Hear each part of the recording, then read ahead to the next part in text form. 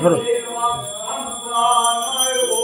বস পবিত্র মৌসি শতধারং বস পবিত্র মৌসি সহস্র ধারাং দেবস্তা সবিতা পুনাতু বস পবিত্রেণ শত ধারেণ সুপ্তা কাম ধুক্ষ।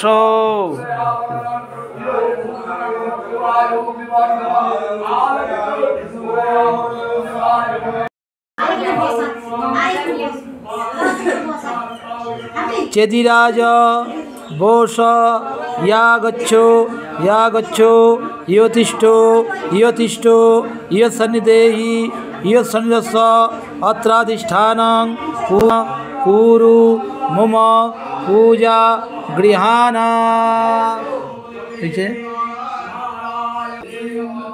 এতে গন্ধ পুষ্পে নম চেদিরাজ বসবে নম। ওইখানটা দাও যেখানে গীতধারা পড়েছে। দেবতাদের সঙ্গে এর একদিন বিবাদ হয়েছিল, মানে দেবতার ঋষিদের মধ্যে বিবাদ হচ্ছে। ঋষিরা বলছে অজ অর্থে শস্য বীজ, আর দেবতা বলছে অজ অর্থে ছাগ মানে ছাগল আর কি। আর তখন ঋষিরা বলছে শস্য বীজ, অজার্থে সংগ্রাণী শস্য বীজম। কিন্তু কে বিচার করবে? তখন এ উপর দিয়ে যাচ্ছিল, একে বলতে উপরিচর বসু, এ উপর যাচ্ছিল। তখন একে বলে যে আপনি বিচার করুন। এ খুব ধার্মিক ব্যক্তি ছিল, সে জানতো যে অজ অর্থে জব, কিন্তু দেবতাদের পক্ষ নিয়ে সে বললো যে অজ অর্থ হচ্ছে ছাগ। যখন অজ অর্থে ছাগ বললো দেবতাদের পক্ষ নিয়ে, তখন ঋষিরা বললে তুমি এত ধার্মিক হয়ে তুমি এরকম কথা বলতে পারলে, তুই পাতাল প্রবেশ করো। তার পাতাল প্রবেশ হয়েছিল। তখন বলে যে প্রভু আপনাদের দিকে, আপনারা দেবতা, আপনাদের দিকে তাকিয়ে আমি তো আপনাদেরকে সাপোর্ট করেছি, আপনাদেরকে সাহায্য করেছি, তাহলে এখন আমার কি হবে? আমি কি খেতে পাবো? তখন বলে যে যখন বৃহত্তর কার্য হবে, কোনো বড় বড় কার্য হবে, তখন এই বসুধারা দেওয়া হবে। এই বসুধারায় যে ঘিতে হবে, সেই ঘিটাই হবে তোমার খাদ্য। এই জন্য বসুধারা দেওয়া হবে। এটা হচ্ছে উপরিচর বসু, চেদিরাজ বসু বলে। এতৎ পুষ্পং চেদিরাজ বসবে নম। এখানে দাও, আর একটা ফুল নাও, দু হাতে ধরো, দিয়ে পুষ্পাঞ্জলি দাও। এষ পুষ্পাঞ্জলি নম চেদিরাজ বসবে নম।